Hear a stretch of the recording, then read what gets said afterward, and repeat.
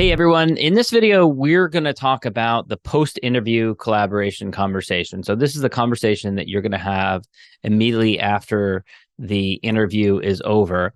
And this is critical. This is really, really valuable time period where you want to really take advantage of it. And so, Jeremy, you want to pull up the interview template because we do this ourselves. When we do an interview, we've got a checklist right there directly in the interview template so that when we're done with the interview, we don't forget to do it. I look at it each time. I know you do as well, to make sure that you're really disciplined about this process. It's like a pilot's checklist, right? I mean, if you have a pilot flying your plane, and I don't care if they've been doing it for 30 years, you want them checking everything off to make sure it's done. And then we use this every thousands and thousands of interviews. We've honed in this over a decade.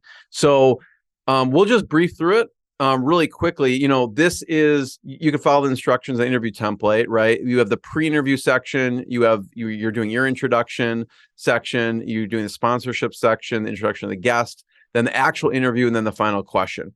So when you conclude, you wrap up, we're at the post-interview, right? What do you do after the interview is done to build that relationship and make sure that everything goes smoothly?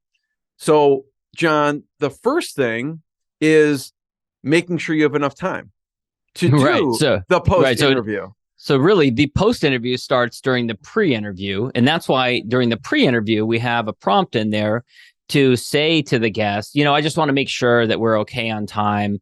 I will say something like, I know we're blocked off until 4:00. How are you doing on time? Do you have to leave for the airport at that point? Do you have a meeting right afterwards? Just in case we're having a great conversation, we run a little over. Is that okay? And then that way you'll know if they have a hard stop that you can start wrapping things up when there's like 15 minutes remaining so that you have enough time to wrap that up and to have that post-interview collaboration conversation. Yeah, exactly.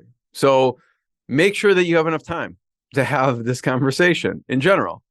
Not all is lost if you don't, because you can always schedule another call, but you have a captive audience in front of you. So, and it is sometimes, depending on who the guest is, it might be really hard to get them on another call, because after that, it's like, okay, why are we getting on another call?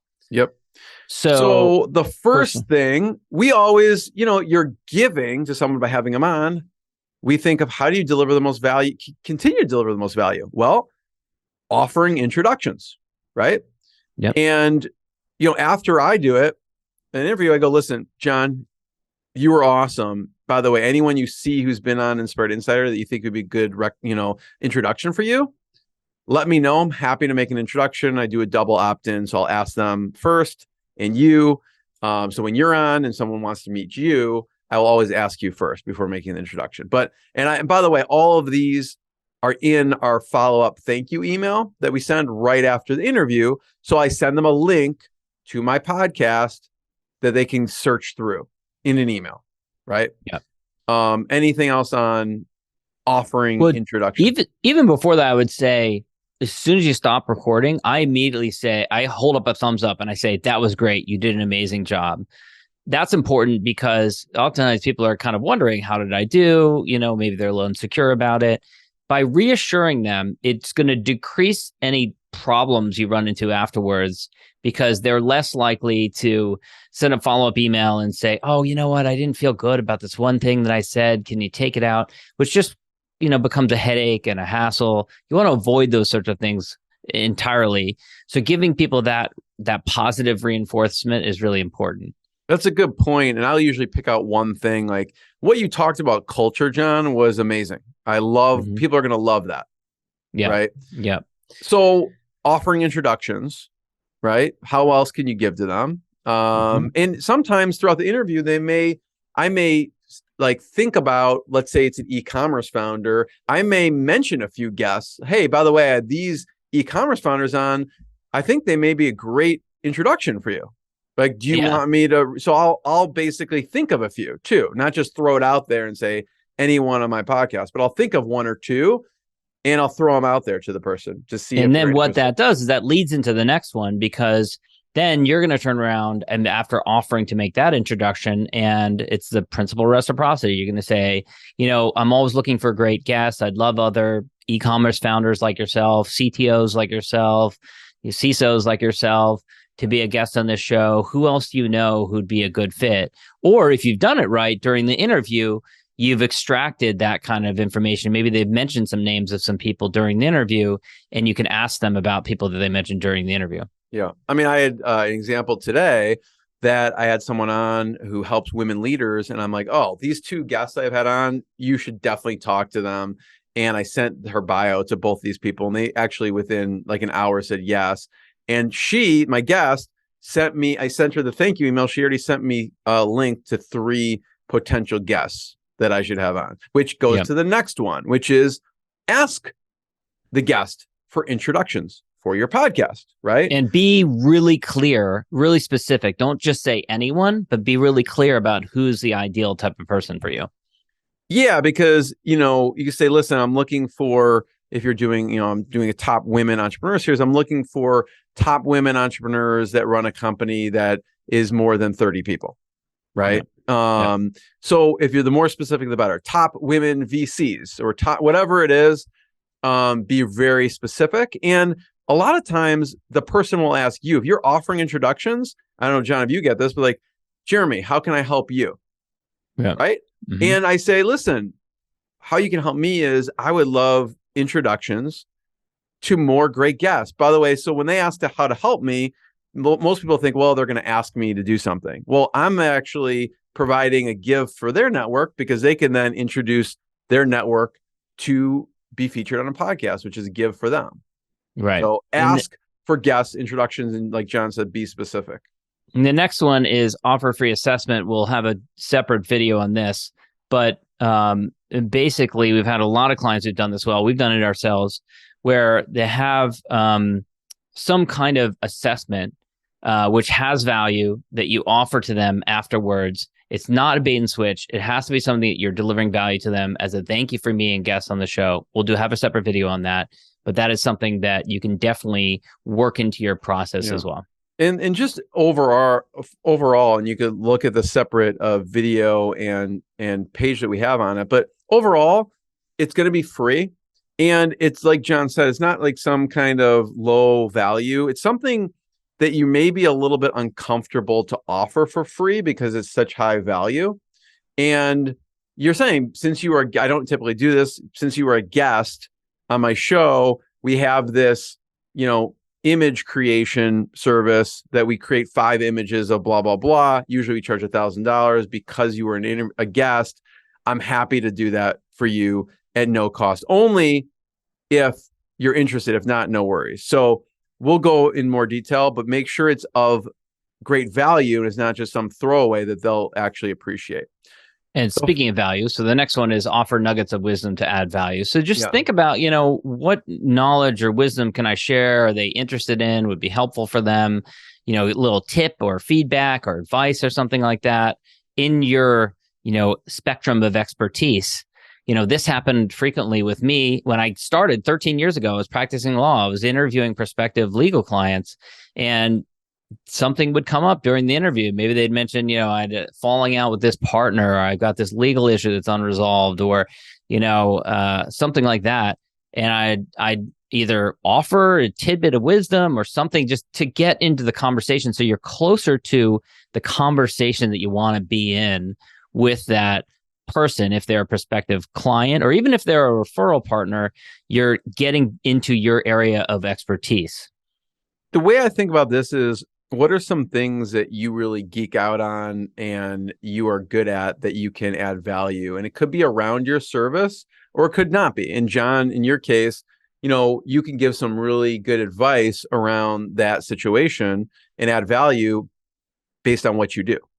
It doesn't always have to be based on what you do. You just can, you are viewed as a colleague and on the same level if you're giving certain advice to someone. So it could be around, like an example is we have here an agency. Let's say we're interviewing an agency or whoever it is. And John and I really hone in on and pay attention to LinkedIn profiles, right? And how you can optimize it. So through the research, you could start off with, listen, I noticed when I was doing research for our interview and fill in the blank. So you could have, if you do SEO. I noticed when I was doing research for your interview, I was looking at your blog and giving them actually advice on how they can improve some of their current blogs. Or if you do web design, hey, I saw you can do XYZ, or conversion rate optimization, whatever your expertise is. You could start off by saying, I noticed when I was doing research for the interview, and now you can give some advice to them and share some value of what can help actually improve what they're doing. Yeah.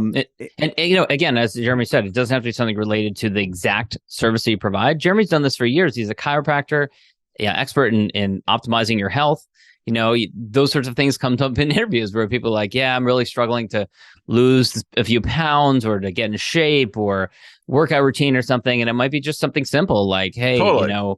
Here's a smoothie recipe or whatever. This happened the other day, and someone's like, I'm sorry about my voice. I'm feeling a little under the weather. I have a virus. And I basically was like, actually, I did a video on how you can help your body just naturally with your immune system.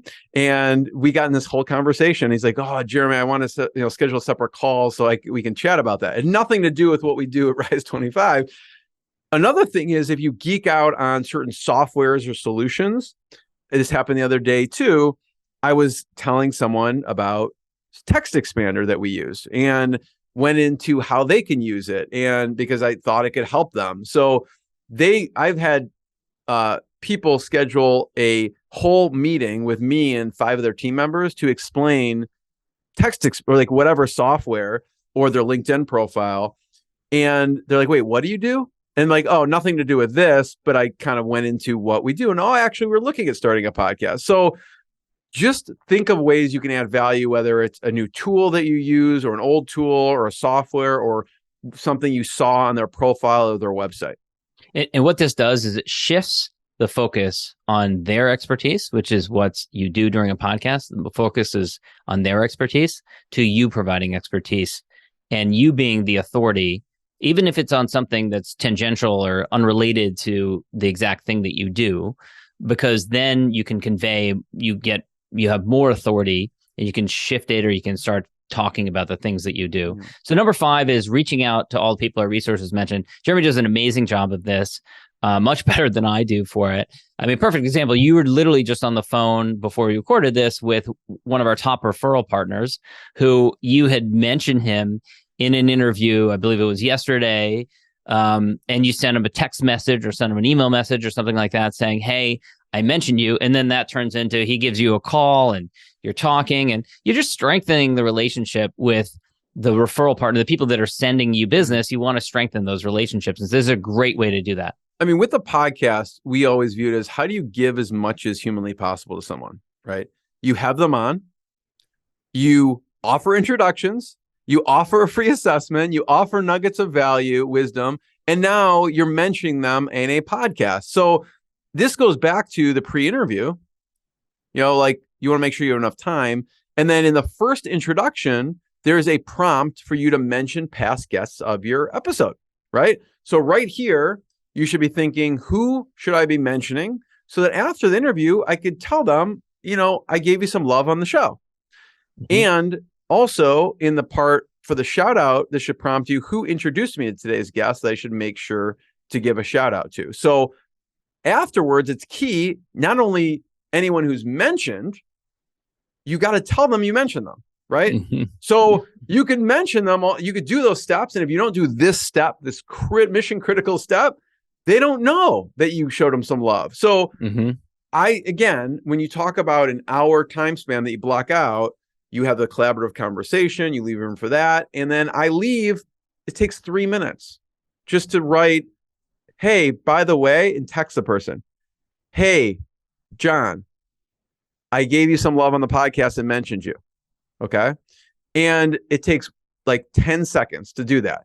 And I do that with I go back and all the previous guests that I mentioned, I message them to tell them, I mentioned you on today's episode. Anyone who's mentioned throughout the episode, sometimes if the guest mentions someone, I tell them, hey, you know what you should do? You mentioned Mary, you should email them right now and tell them you mentioned them on the show. I tell the guest to do that also because they gave some love. So make sure to send it's a 1 sentence email or text or voice text saying, just letting you know, I mentioned you. And by the way, John, it never gets old because I mention our favorite people like multiple times a week, and I still text them. Ian, I talked about you again. Ian, I showed you some love today. Ian, it never gets old. I keep mentioning you. You're going to get some SEO juice from this. And I just keep messaging them and I keep showing them some love. I mean, it's not a bad idea to take on your computer monitor and put a list of your top referral partners, your champions, past guests who've referred business to you, and put them on the side of your computer monitor. Actually, so they're top of mind. So when you're having that conversation, when you're in the flow, it's an organic conversation, you can bring them up into conversation just like you would normally if you're having lunch with someone or a cup of coffee or something, you'd weave them into the conversation. I keep a list in here, like a list of people in this section that I want to make sure I mention at least 3 or 4 per interview. And same thing, you could do that for the shout out. So we have the offer introductions, ask for guest introductions, offer a free assessment, offer nuggets of wisdom, reach out to all people or resources mentioned. And then we have this one, thanking the guest after the interview via email. Right? Yep. And we have a template for this, but you can customize it a little bit to have the points you want to put in there. But yeah, you definitely want to send this afterwards, specifically with a description of who's an ideal guest for you. So that's very easy for them to forward that along. And I'll prompt them afterwards during the post-interview collaboration, say, I'll send you an email afterwards. I'd love to, you can just forward it to them or you can CC me on an email, whatever's easier for them. And we have a section here after the interview, deepening relationships. You could see if you're in there, there's the thanking the guest after the interview via email. And we have the template right in there. So you can click on that and get that. So this is critical and all these components are in there. So you can check that out in the Rise from Web University. And the last thing, John, is some kind of, a free book or a newsletter. We've got a paid newsletter that we give away for free to our guests as a thank you for being there. Just be thinking about what is that thing of value that I can give to them to continue on that conversation. I've had people offer me, a free ticket to their upcoming event. I've had them offer me, one offered for me to come stay at their guest house once, or mail me a book or something like that. So be in that mindset because that will continue the relationship in a real great way. Yeah. And ours is a free physical paid newsletter. So we offer that to them at no cost. And that's something then they'll get from us to add value to them every single month. And I think that wraps it up. So go to it. And thanks for watching.